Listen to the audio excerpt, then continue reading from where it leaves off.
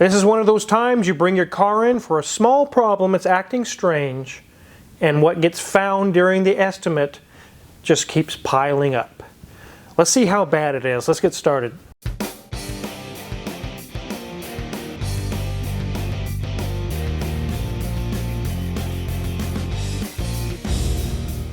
This is a 2009 Volvo S60 with a 2.5.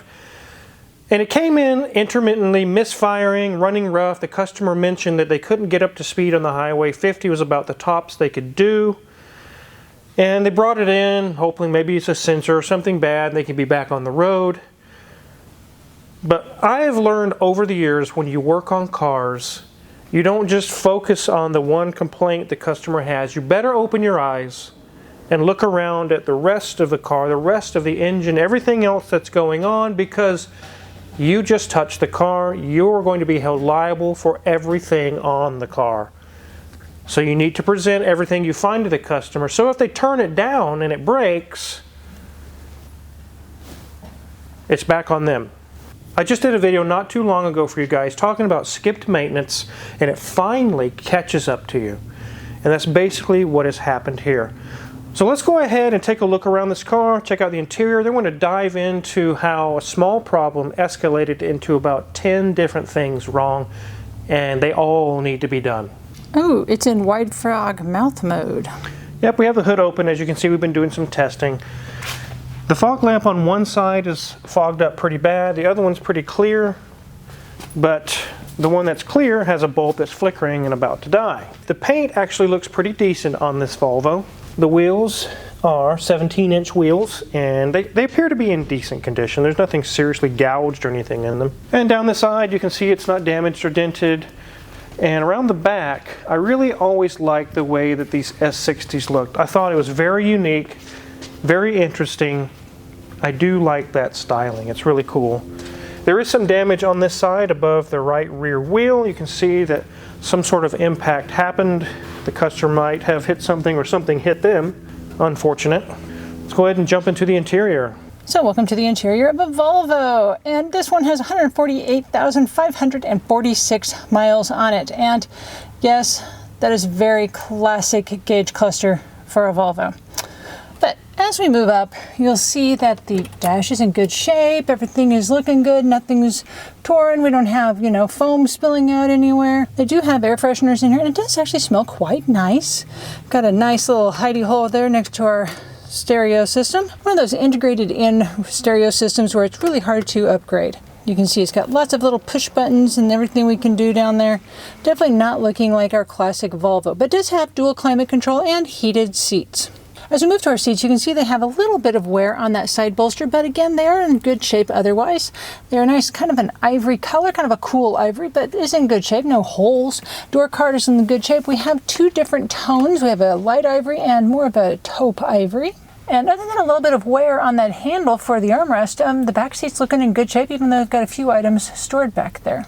As we move to our headliner, everything is looking good. We do have a little bump there, and I imagine that probably would have been where the light would have been, but since it has a moonroof, obviously that would be a problem and be in the way. The rearview mirror has a very interesting pattern to it, and yeah, I turned off the light so you can kind of see, you can make out what's back there, kind of, sort of, but yeah, it's got a few issues going on. As we get to our steering wheel, this is definitely a different design than the classic 4-spoke wheel we are used to seeing in our nice 240s and Volvos from the 80s. Got a 3-spoke wheel, but it still has nice modern features with buttons on each side. So enough of this interior talk. Let's get under the hood and see what's going on. Obviously you can see the smoke machine, and we'll get to that here in a little bit, but we started with the basics. Danielson brought this in. It was misfiring and herky-jerky. It was pretty bad. He scanned for codes, and he did find a multitude of codes, but the ones he honed in on were misfires on 3, 4, and 5. He was like, okay, let me pull these plugs and coils and see kind of what we're dealing with here. So I'll go ahead and pull a coil out. We have one plug removed, and I'll show you what we found. So this has almost 150,000 miles on it, and Danielson noted the first thing he saw when he removed them is OEM original Volvo plugs from when this car was new. It has never had new plugs put on it. He kind of ohms checked some of these coils. 3 of them are weak. Imagine that, and those are the 3 cylinders probably missing out. So what happens is these plugs go out, and then they start drawing so much power to spark that they actually end up killing the coils. So this is going to need all 5 plugs, yes, it's a 5-cylinder, and all 5 coils to take care of the misfire. But as we were finding that information out, like I mentioned in the beginning of this video, you should open your eyes and take a scan of everything, because even though it only has one issue, if you just focus on that one issue and put the blinders on and don't look at the rest, the problem with that is the customer is going to blame all the problems on you, the mechanic. So you need to let them know about all the problems ahead of time so they can just say, yes, let's fix it, or no, I don't want to fix that. Then you get them in writing, they decline that work. Because if you don't, what can happen is we fix this one issue, it leaves, and let me show you what the next problem was. This one was kind of easy to find, but Danielson had to remove a cover to get all the coils off and check plugs and things, and in doing so, we found the next thing we're going to add to the list, which wasn't planned for, but we will refuse the job if the customer refuses to do this. Look at all those cracks in the timing belt. Some of them are pretty deep, but as it's gone around, they're really, really deep. And we can see here, it's the original Volvo belt from when it was new. These should be changed around 110, 120,000 miles. This one's quite overdue, and we can see the cracks are starting to develop. When is it going to break? Tomorrow? Or a year from now? Or 3 months from now? Are you willing to take that gamble? Here's what can happen. We take care of the coil issue, spark plugs, it gets running better, they leave, and 3 months later the timing belt gives away. Why didn't you catch this? Why didn't you tell me about this? I wouldn't have sunk this money into this job. There's more. We're going to show you more. There's more things wrong here. But definitely the timing belt. If the customer says, I don't want to do the timing belt, then it's not worth it to put any money into this car, because 3 months from now when the timing belt breaks and it damages the engine, they will have lost all of their investment. So there are little things kind of waiting in here whenever you work on anyone's car that are like basically nuclear bombs that could go off. You really have to search and find these things, because it could blow up their finances and it could blow up your name as a shop. You've got to find all these things and present them to them. It just came in here for a small problem, but we're not even done yet. There's even more. Danielson took this on a road test. He's like, okay, so we get this fixed. Is there clunks? Is there anything else going on that we need to know about? And every time he would get on it, he would hear like turbo whooshing noise, and not a good whoosh noise, but like something's wrong whooshing noise. And he found out what was going on there. We're going to add another thing to the list. I'm going to turn on the smoke machine, and we'll raise this car up and show you what we found. All right, we got it turned on. Let's go ahead and get this thing up in the air. As it's rising, you're going to see smoke falling. Smoke on the water. Man, they're really hotboxing it under here, Mrs. Wizard. It's getting a little, well, misty. So what Danielson found is they very likely hit something right here. You can see the scrape marks right on the crimps where they hit a parking stall or a curb or something right here, and they broke their intercooler. So we got that turned off. We could take a look underneath, but already we've gone from a potential $500, $600 repair, and we've jumped into the thousands just that fast. We got a timing belt job to do. Now we have to take this all apart and get the intercooler out. The intercooler itself isn't going to be $5 or $10. It's going to be expensive. And who knows what else we're going to find once we get it apart, since we now know they hit something. God knows what else we'll find. But let's keep on looking and see what else we see underneath this car. One thing I don't see, Mrs. Wizard, is a lot of leaks. No, it's looking quite dry under here. Actually, it is pretty dry. Let's take a look at these brakes. They look like they're about 80% remaining.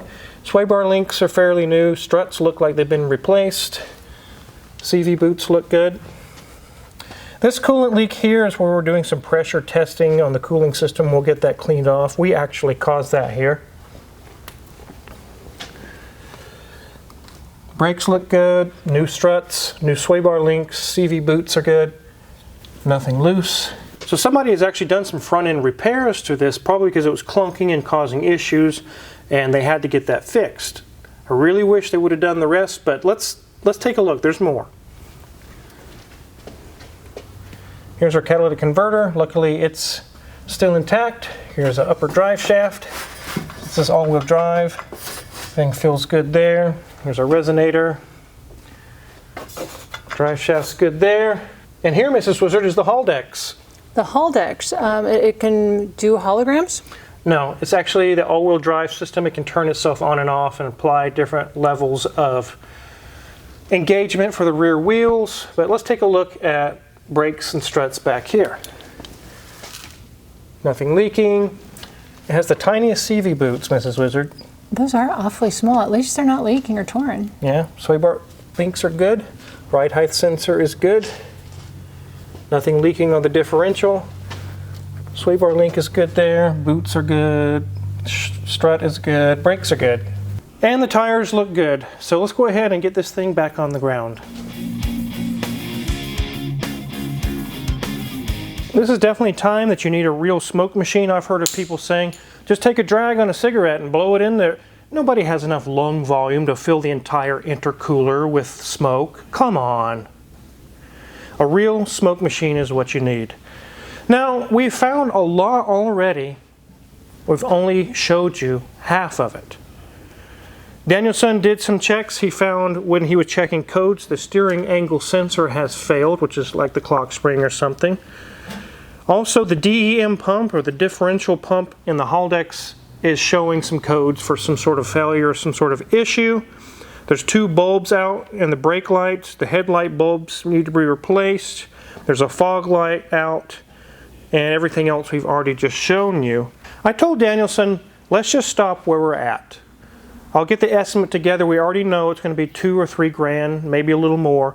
We haven't even added the rest yet. The customer might say, stop. I'm done. I'm tapped out. Just put it back outside. I am not spending the money on this car. We will give them the option if they would like us to dive into that DEM pump and also the other issues, the clock spring, to verify what's wrong, steering angle sensor I should say. Then we'll be happy to add that to their bill for a diagnostic fee and all those things. But we know enough right now, the customer might just say, I'm throwing in the towel, I'm done. And like I mentioned here a little bit ago, the deal breaker is going to be the timing belt. If they can't do the timing belt, we will refuse to do the rest of the work because it won't even be worth it if in 3 months the timing belt breaks. This is one of those scenarios where you hear a family member or a friend say, yeah, I took it to so-and-so shop and they just refused to work on my car. They're not telling you the whole story. There's another side to the story. As you just saw here, as some of us who are gearheads, you would know, why would you skip your timing belt that could ruin and grenade your motor? Why? And it's such a liability here that if we didn't fix it without telling them, we could get in a lot of trouble. We got the list together. I'm going to give a customer a call here this afternoon and see what they want to do. Being that the timing belt is mandatory, it is not an option, they very likely could turn down the job. So we'll see what they do. We'll get this all back together and park it outside if that's what they want to do. But it's at that fine line. Is it worth all this? You can go buy another really nice S60 for probably $5 grand. If we're going to get to $4 or $5 grand getting this one sorted out, which Volvo parts are very expensive, especially a Haldex unit, it may not be worth it. So before this leaves, I definitely wanted to show you a video that sometimes things can really pile up like the snowball effect really fast with a whole list of things, and it's not the mechanic trying to get out and gouge you and trying to get in your pocketbook.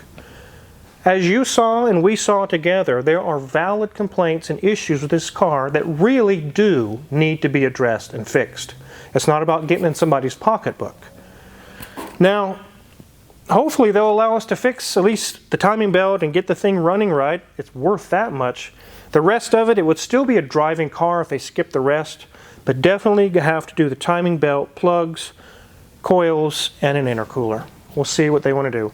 If you're curious what kind of tools we're going to use or have used to work on this Volvo, check our Amazon affiliates link in the description below. Kind of like this smoke machine here. A lot of the tools we use in the shop are for sale there, and we get a small cut if you purchase anything, and we really appreciate it. And make sure to hit the subscribe button because there's so many more cars in the shop, more videos for you guys. Thanks for watching.